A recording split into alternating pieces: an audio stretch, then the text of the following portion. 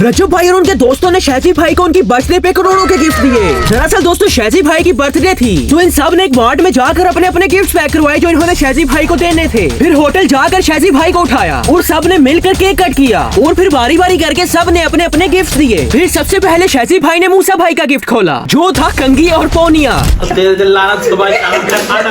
फिर बारी आई जहांगीर भाई की जिसमें फीडर और बच्चों की चूसनी थी। फिर बारी आई हैदर भाई के गिफ्ट की और हैदर भाई ने शहजी भाई को बड़ों के पैम्पर्स दिए थे। इसे देखने के बाद शहजी भाई को गुस्सा आ गया तो उन्होंने पैम्पर पहनकर भी दिखाया और जो जहांगीर भाई ने चूसनी दी थी उसे भी लगाया। वैसे मेरा तो ये वीडियो बनाते हुए हंस हंस के बुरा हाल हो रहा था। फिर शहजी भाई ने डोगर भाई का गिफ्ट खोला जो था छोटी छोटी सी केलियां। फिर बारी आई सबसे एंड वाले गिफ्ट की जो था रजब भाई का। इसमें था गाय का एक पावा।